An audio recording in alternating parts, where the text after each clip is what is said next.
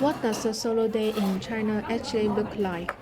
Today I'm getting my glasses fixed, checking out the Zara sale, eating Cantonese dim sum by myself, and just enjoying my own company. Hi, I'm Wen. I live alone in Guangzhou, China.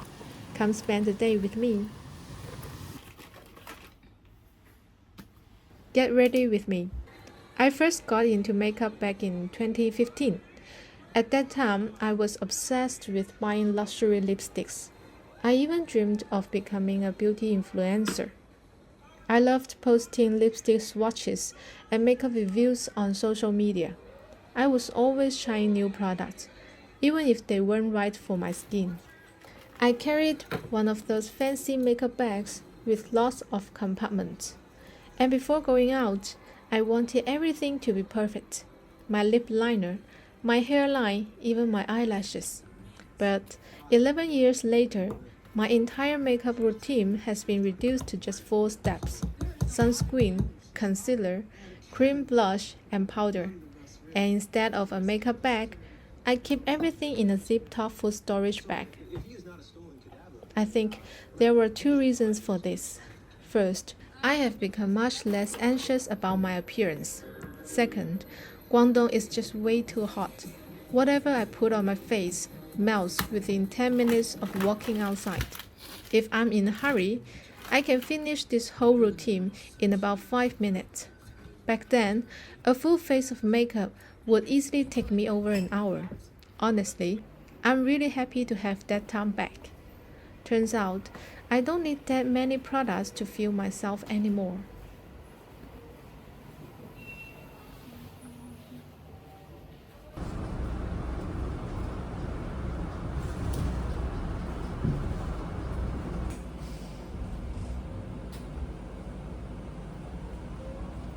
First stop of the day. My glasses have become a little loose, so I'm taking them to an optical shop to have their arms tightened.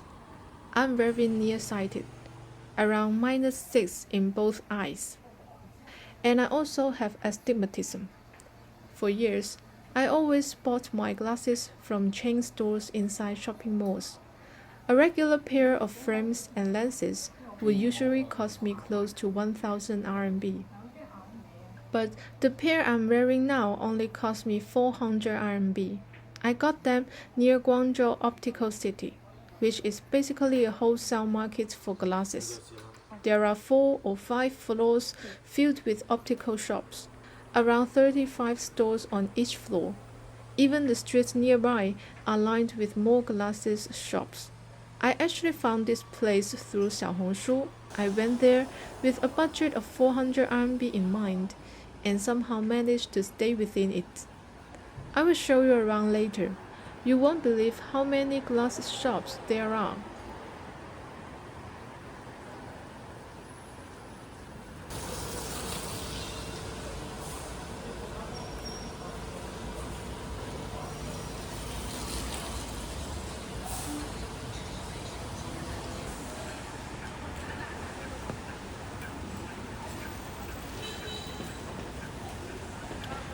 Those were just the shops outside. This is Guangzhou Optical City. Let's go have a look.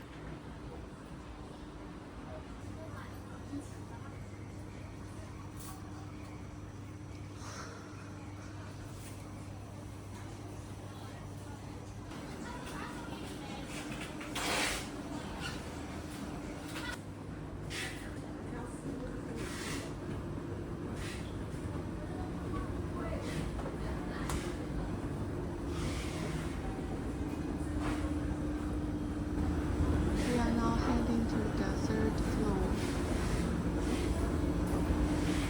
To be honest, since I'm not actually here to buy anything, I always get this weird feeling of embarrassment when the shop owners roundly ask, "Are you looking for glasses? What style do you like?" I can only smile awkwardly and say I'm just looking.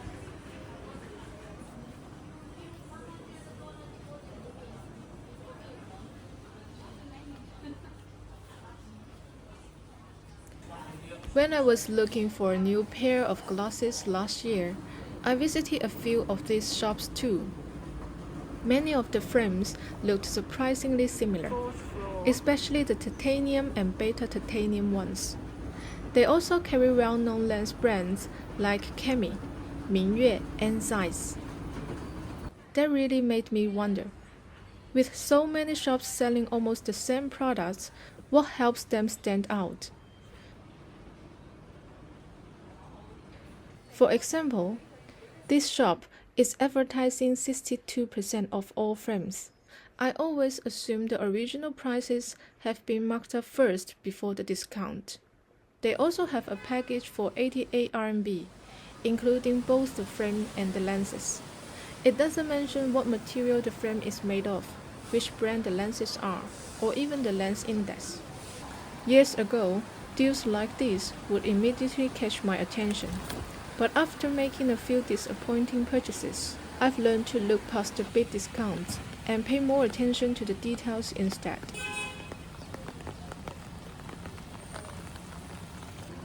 After leaving the optical market, I happened to walk past a Cantonese dim sum restaurant I've wanted to try for a long time. It's popular because the food is classic and the prices are very affordable. The dining room is pretty simple, and during busy hours, you might have to share a table with strangers.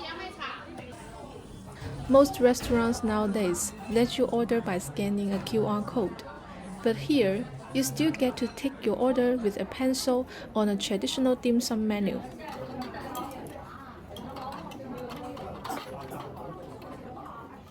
Before the food arrives, there's one little ritual. We rinse our bowls, chopsticks, and teacups with boiling water. Many people in Guangdong still do this before eating, partly because it feels cleaner and partly because it's just a habit we've all grown up with.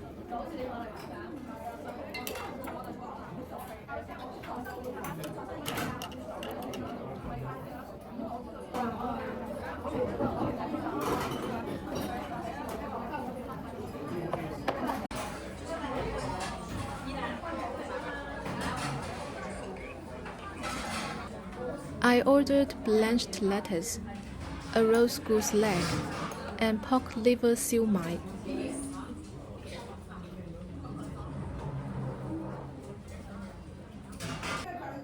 The goose leg was a little smaller than I expected, but the other two dishes were surprisingly generous.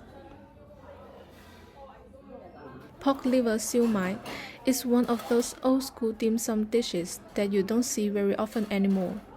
It's usually made to order, so it arrives fresh from the steamer. If it's cooked well, the liver is incredibly tender and almost melts in your mouth.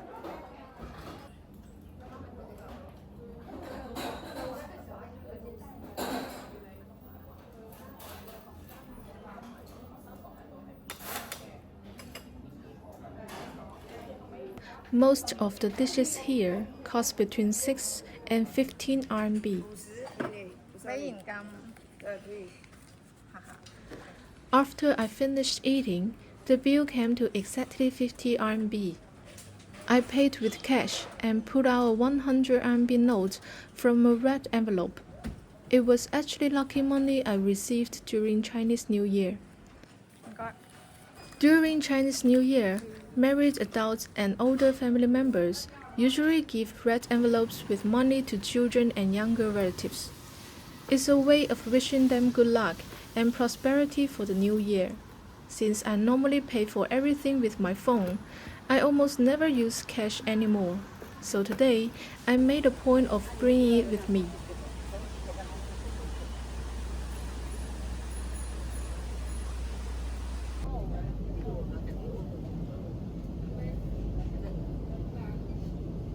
My next stop was Zara.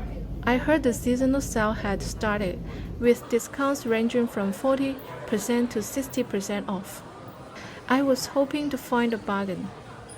All the clothes I had never noticed before were suddenly on display, and most of them were not exactly my style. I walked around looking at everything, wondering, were these really designed by Zara?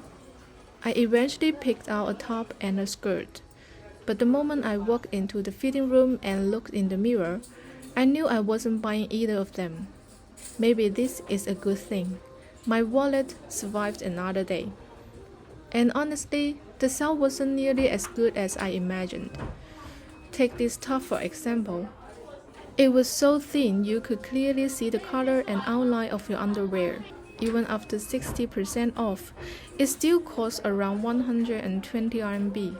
It actually made me wonder, is the Zara sale in Spain much better than this?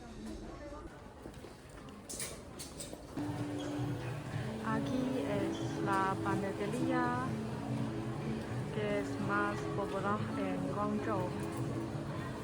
This is one of the most famous bakeries in Guangzhou. I don't know when it started, but somehow bread became ridiculously expensive. At the same time, the loaves just kept getting smaller. Even so, the place is still packed, especially on weekends and after work.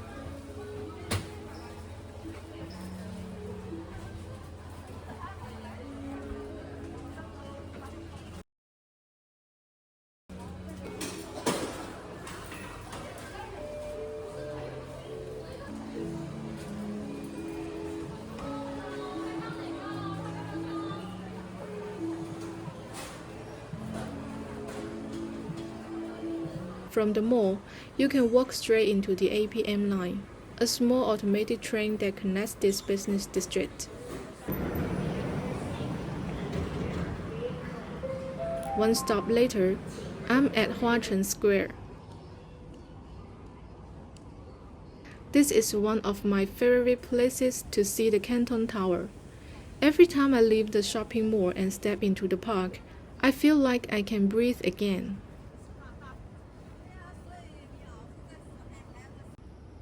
The park is surrounded by office buildings, so during lunch breaks, you will see lots of office workers coming here to get a little fresh air and a short break from work.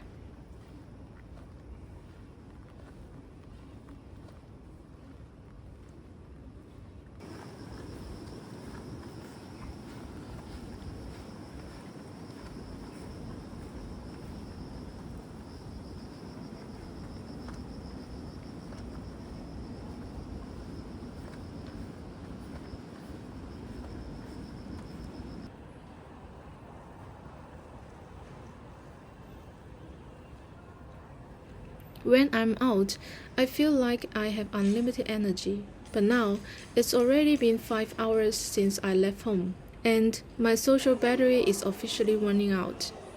I desperately need to recharge by sitting in my own chair at home.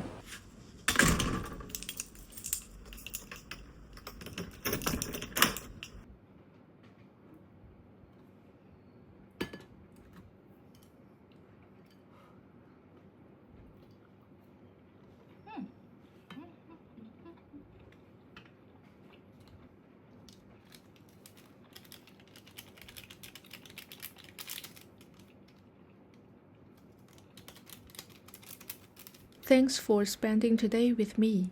I hope you enjoyed this little corner of my life. See you in the next one. Bye.